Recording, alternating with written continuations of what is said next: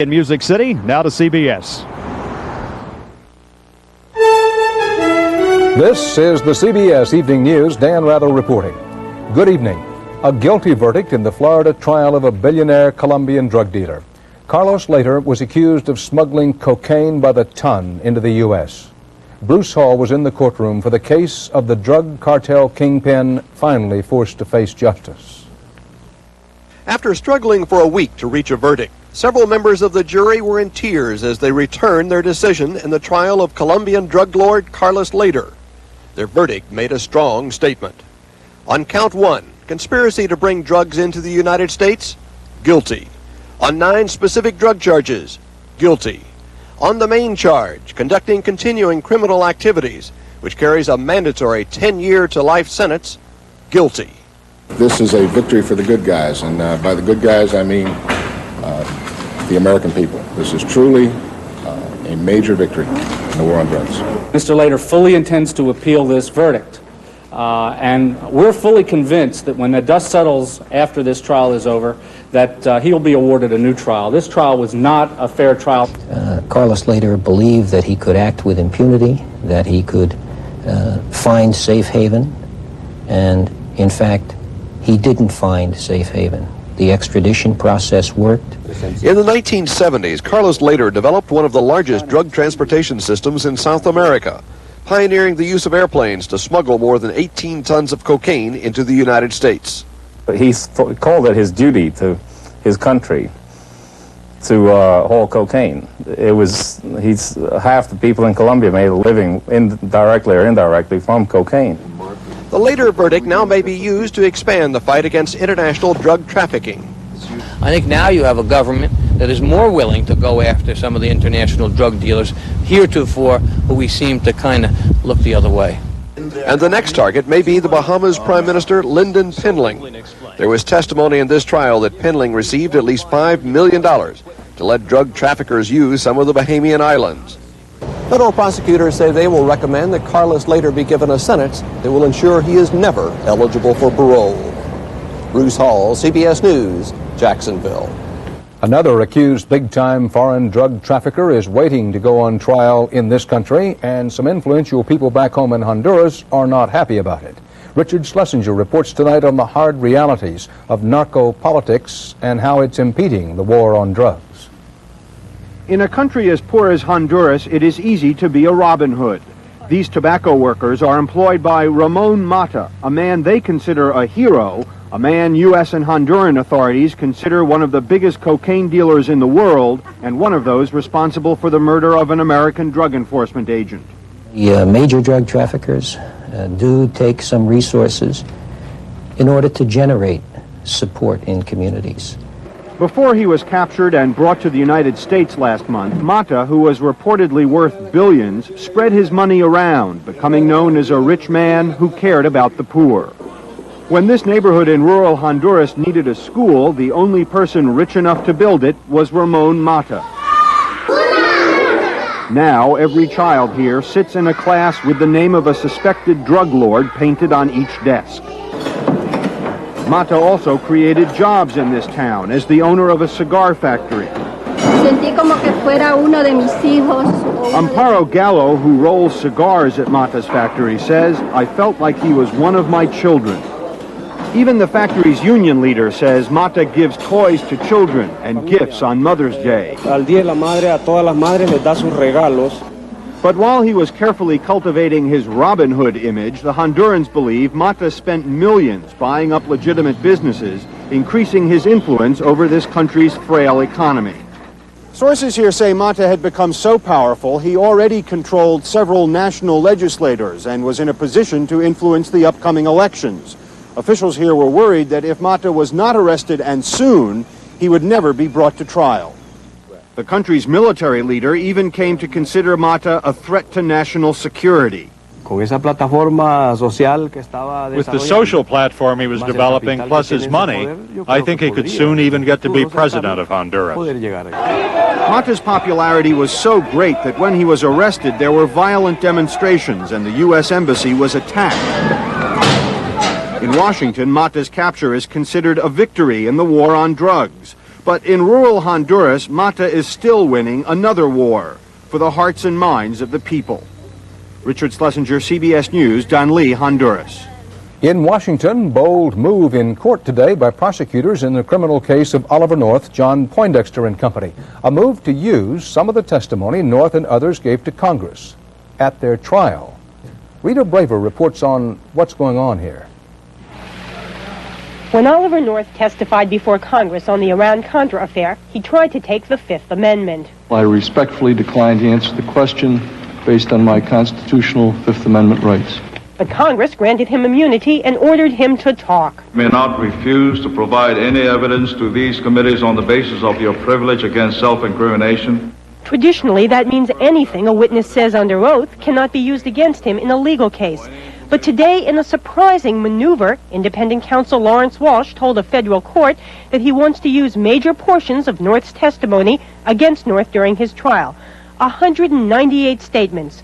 For example, North's admission that he altered National Security Council documents at the request of former National Security Advisor Robert McFarlane.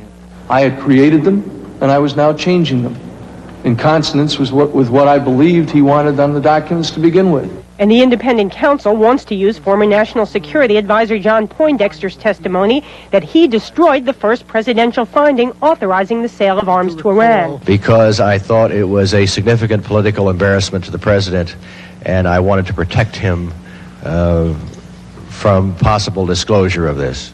Walsh also wants to use statements made by money man Albert Hakim when he testified under an immunity grant.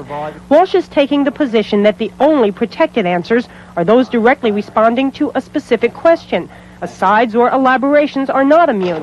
One expert says that view would intimidate all future immunized witnesses. They may be afraid to testify freely and openly, and in the most expansive way that they can. Walsh does point out that his case can go forward without use of the testimony, which suggests that it all may be a game of lawyers' poker, Dan. Well, Rita, what about Walsh's statement that he's never seen any of the congressional testimony?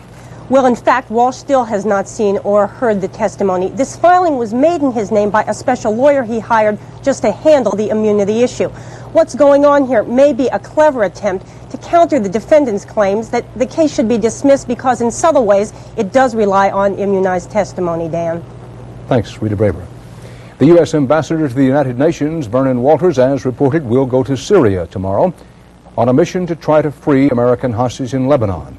The 9 Americans may be going through the most dangerous hours of their long captivity, trapped by fierce street fighting between pro-Syrian forces and the pro-Iranian radicals who hold them captive. From London, Bill McLaughlin reports. America's hostages have become pawns in the battle for military supremacy in Beirut's southern slums. Most of the 9 Americans, along with more than a dozen other foreign hostages, are being held by Hezbollah, the extreme Lebanese Shiite faction loyal to Iran. And they're being held somewhere in the battle zone. For 2 weeks now, Hezbollah has been pushing Amal, the pro-Syrian militia, street by street out of the slums. There is also a real fight between the Syrians and the Iranians over who is the senior partner in the affairs of Beirut and in the affairs of Lebanon. Syria has been trying to negotiate a peaceful compromise with Iran. The two are allies, but the alliance now seems near the breaking point. Iran has warned Syria to keep out of the Hezbollah stronghold and not try to rescue the hostages. Mideast experts say Iran is still trying to sell the hostages for a high price. They have obtained concessions from the Americans, they've obtained weapons from the Americans, they've obtained money from the Germans, they've obtained money and other concessions from the French. So in the scheme of things, for the Iranians and for their protégés in Lebanon, the holding of hostages in the southern slums is still not a bad business. Today, President Reagan said the U.S. would do all it could to free the hostages, but it wouldn't pay for them. The government should take advantage of everything it can to get those people free. At the same time, we must recognize we can't do something in the form of ransom. Syria hasn't ordered its troops in yet, but sources in Beirut tonight say Syria's patience with Iran has almost run out. Bill McLaughlin, CBS News, London. Still ahead on the CBS Evening News, correspondent Richard Wagner on an explosion of anti-American violence in South Korea. And David Browning on a nightmare in the television dream factory.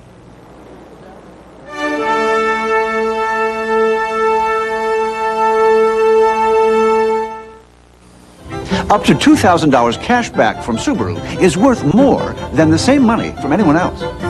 It's worth more because Subaru builds a rugged, reliable wagon that's the best-selling import wagon in America. It's worth more because Subaru's XT6 has the same engine design found in a Ferrari or a Porsche.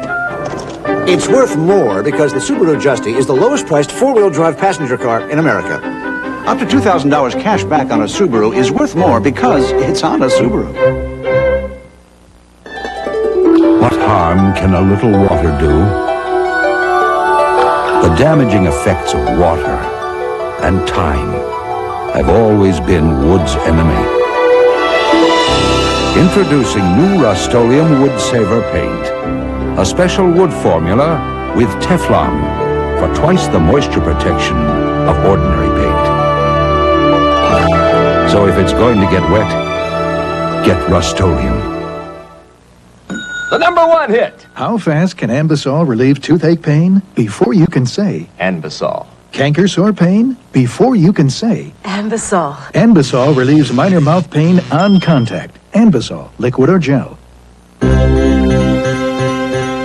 Now for indigestion, gas. Introducing new Extra Strength Malox Plus. It neutralizes more than any leading antacid and dissolves gas. Nobody does as much as new Extra Strength Malox Plus. Negotiations were reported on track today in Panama, but proceeding slowly between U.S. diplomats and the indicted general, Manuel Noriega. President Reagan's aides insist they are not bothered by criticism of their plan to drop all drug smuggling indictments against Noriega in return for his promise to leave power and be quiet. President Reagan today gave public permission to George Bush to distance himself from some Reagan policies. He had a spokesman do that, but Mr. Reagan himself also tried to play down any real differences with Bush. This follows a change in Bush campaign tactics. The vice president began the change yesterday by saying he would not negotiate with drug dealers. Bush never mentioned President Reagan nor Panama's General Noriega by name. President Reagan today said he didn't see that as criticism or a break by Bush. I can see why the vice president said what he said, because the impression has been given, based not on information from us, but based on rumors and news leaks and so forth, that we are in negotiation somehow over or with a participant in the drug trade and all. And I think he was making himself plain that you don't negotiate with people of that kind with regard to their activity in drugs.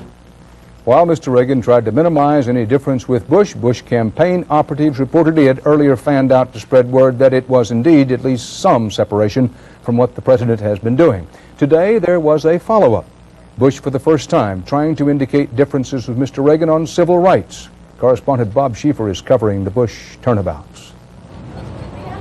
Bush asked 30 black leaders to a closed-door meeting at his official residence today to tell them his administration would support many of their goals. He wants to demonstrate very, very clearly early on that his door is open to the civil rights leadership of this nation. Bush's aides are quite open about something else. He is also trying to distance himself from the Reagan administration's civil rights record, a record many blacks call deplorable.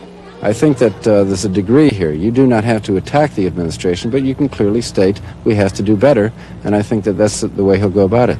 As a congressman, Bush was considered fairly liberal on civil rights, but blacks say his 8 years in the Reagan administration have changed that. A recent CBS News New York Times poll showed only 8% of black voters hold favorable opinions of Bush. Since he's been vice president, there's no public record that he's ever differed from the president, and the president's record has been, in our judgment, anti-civil rights advancement.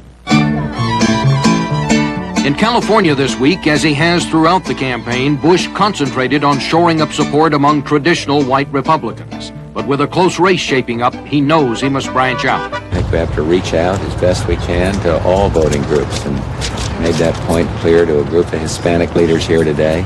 Bush was clearly hurt with blacks when he supported the president's recent veto of legislation which would have strengthened anti-discrimination laws in publicly funded institutions. I think there's too much there for George Bush to overcome. No meeting will cure that. Until recently, Bush seldom met with black voters, but this week in Los Angeles, he dropped in unexpectedly on a black family in Watts and will now schedule at least one stop in black communities every 2 weeks.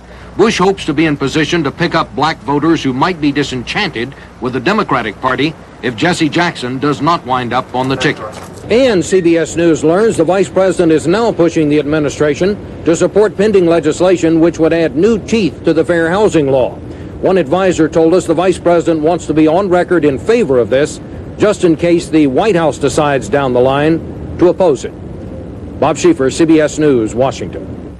Follow-up to the finding of a 9mm bullet under a seat in the Jesse Jackson press plane in Fresno last night. The Secret Service now says the bullet was one of its own. Searchers today said they found the bodies of 3 men on the high slopes of 14,000-foot Mount Rainier in Washington state.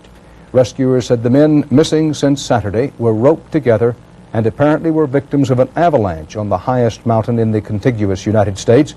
The men, 2 from California and 1 from Washington state, were described as experienced climbers who set out to climb Mount Rainier a week and a half ago.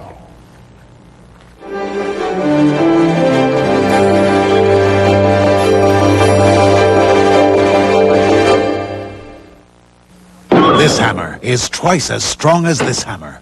Tums EX is twice as strong as Rolaids, so Tums neutralizes twice the stomach acid. Tums EX, twice as strong as Rolaids. Well, well, fancy this. Faucets so fabulous they appear to cost a fortune, but don't. For these are Price Pfister faucets. Far more than pretty faces. They're forged with a heart of solid brass, so you'll discover they're very fuss-free. All this at prices that make them a find, a real find. So do yourself a favor. Get a Price Pfister, the fabulous faucet with a funny name. If you want expert advice on plant food, there's no greater authority than these champion gardeners in the Guinness Book of World Records. The best plant food? Miracle Grow, without a doubt. Miracle Grow really produces. Here's proof. Miracle Grow makes everything grow bigger and better. I can't promise that Miracle Grow will earn you a world's record, but I can promise you'll get more flowers, more vegetables with Stern's Miracle Grow. Now the Miracle Grow no-clog feeder. So fast, so easy, you'll feed your whole yard in a minute. Why cook in oil, margarine, or butter? All natural Pam adds only 1/10 the fat and calories and keeps food light and delicious. Pam cooking spray, because how you cook is as important as what you cook. Thousands of young radicals fought with police for a second day in cities all over South Korea. In Seoul, the anti-government protesters also attacked the United States Cultural Center. Richard Wagner is there. The demonstrators set fire to an American flag here today, burning into the world's consciousness the growing anti-American feeling prevalent among many young Koreans. These protesters were not yet born when their fathers and U.S. troops saved their country's freedom. But many do recall the brutal repression in Gwangju 8 years ago this week when their government crushed a revolt with heavy loss of civilian life. They blame the U.S. for supporting that repression. The radical demonstrators chanted a litany of alleged American sins. They say the U.S. kept the last military president, Chun Doo-hwan, in power, corrupt power, for more than 7 years. They say the Korean military remains under the control of the United States, an unwanted, unneeded presence in their country. They claim the United States wants to flood their markets with American goods, competition which could put Koreans out of work. They say nothing about their country's huge balance of trade surplus with the U.S., and they blame the United States for being an obstacle to the reunification of North and South Korea. With 4 months to go until the Olympic Games here, the radicals hope to take advantage of the international attention that will be focused on their country. Richard Wagner, CBS News, Seoul. Throughout its invasion and then 8-year occupation of Afghanistan, the Soviet Union never reported its casualties. Today, with Soviet troops having begun their pullout, an official in Moscow said foreign estimates of 12 to 15,000 Soviet dead are, quote, more or less correct. This came amid a major propaganda push by Moscow to justify its Afghan war. Barry Peterson tells us about that. It is already well underway, the drumroll of parades and welcomes for Soviet soldiers coming home from Afghanistan, the Soviet Union trying to pull out with honor from a stalemated war. The idea, make heroes of the men who served. To sneak out quietly would be seen as defeat, and that is not going to happen in a country that has never lost a war. So the medals are flowing with the constant attention of the official media.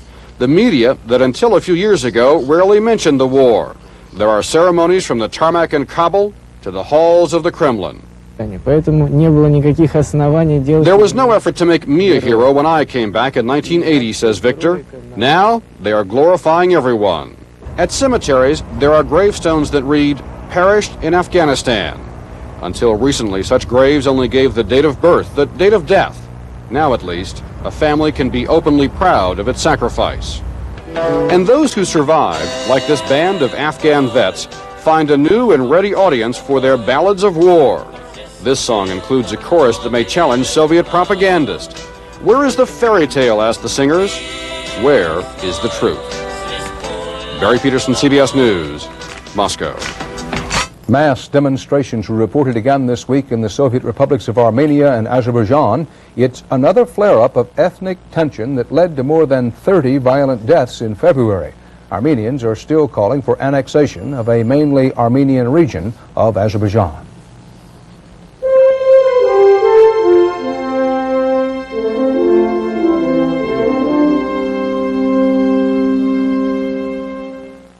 It takes time to get your gal to see the light. It takes time.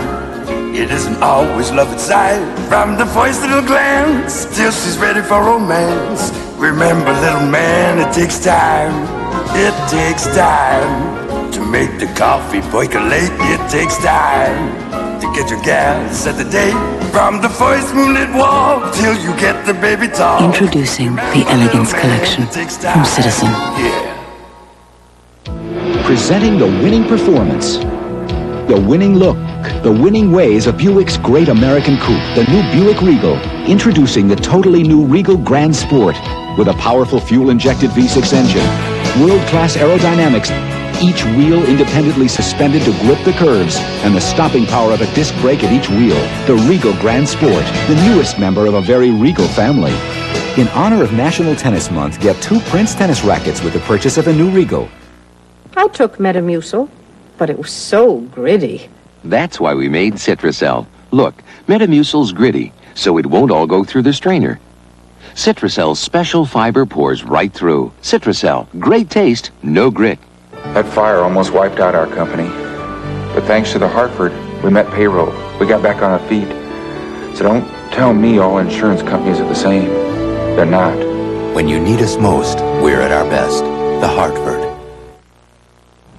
In Hollywood today, scriptwriters and producers agreed to meet with the federal mediator next week in an effort to resume talks in the 11-week-old strike that's already shaking up the entertainment industry. The effects of the strike by 9,000 writers are more than economic. Television dramas and comedies and movies all begin with words on a piece of paper.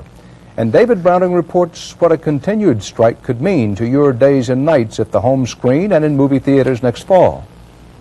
The Writers Guild went out on strike when... On the airwaves, at least, the writers' strike is a jolly enough affair. The Smothers Brothers make puns about it.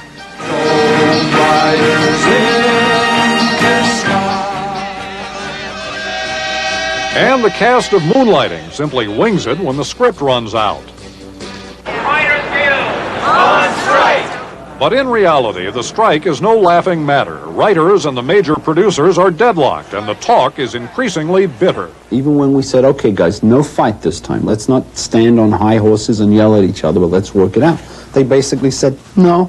The key issue, residuals, the payments writers get for TV reruns. Residual pays the tuition and pays the rent and keeps the car payments going. But producers charge that the cost of making television shows is already out of hand and say the writers' residual demands will make it worse. We cannot continue to allow production costs to escalate to the same degree that they escalated in the 1970s and early 80s. Management has never been doing so well as they are doing right now, but they're somehow magically claiming poverty when it comes time to talk to us. Since reruns predominate this time of year, visible effects of the strike are few. Johnny Carson went back to work writing his own material. The soap operas have managed to stay on the air using non-union scripts. But elsewhere, with the strike now well into its third month and most television productions shut down, cutbacks are spreading throughout Hollywood. It goes right through the whole community because this is a company town. It might as well be Hershey, Pennsylvania. Employment agencies are swamped with studio workers laid off because of the strike.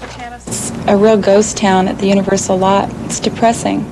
Production assistant Terry Prezant lost her job 3 weeks ago. I'm going to be moving into a less expensive place just because it's a question of not knowing how many months you're going to be out of work. And at Art's Deli, where writers and studio folk usually hang out, business is lousy. Pastrami sales down 400 pounds a week. They're not eating. You know, we got to get them back in here to eat that lox and cream cheese and bagels. Meanwhile, with negotiations in the strike few and far between, the networks worry how far they'll have to push their fall schedules back if they can't get new scripts. And many are pessimistic. I'll look back on this negotiation and say this was the turning point in Hollywood unions because I don't see an amicable resolve of this. I just don't. And contracts covering 30,000 other studio workers are up soon, and some fear the Dream Factory may be in for a very long, hot summer. David Browning, CBS News, Hollywood. And that's the CBS Evening News. We invite you to stay tuned for 48 hours, from rags to riches. We'll take you through the world of high fashion, where people can lose their shirts trying to design yours. That's 48 hours on fashion, tonight at 8, 7 Central Time. Until then, Dan Rather. See you again soon. If you're concerned about heart disease and your doctor advises exercise, the right foods, and an aspirin a day, you should know that heart specialists recommend Ecotrin more than Bayer when they're concerned about aspirin irritation because it's safety coded. Ecotrin, the one heart specialists recommend. Daybreak on the mountain, smooth coffee blend in your cup. And when it tastes your way, it's necessarily Nescafe. Great coffee blends to taste your way. That's necessarily Nescafe. Dramatic savings now at Color Tile's fabulous floor sale. Every in-stock ceramic floor tile is on sale. This beautiful ceramic tile is now just 59 cents. Every in-stock wood parquet is on sale. Our handsome parquet is reduced by as much as 50%. And every in-stock Armstrong Sundial Solarian sheet vinyl is now on sale for only $8.88. Only at Color Tile's fabulous floor sale, and only for 4 days. Come to Color Tile and bring the beauty home. Why do they call it heartburn? When it's me, your stomach, that's hurting. When antacids don't stop the pain from coming back, it could be an ulcer. It's okay, because there are treatment programs to help heal ulcers.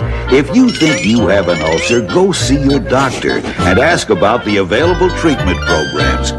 Sponsored by SmithKline & French, the ulcer experts. You could make your stomach very happy.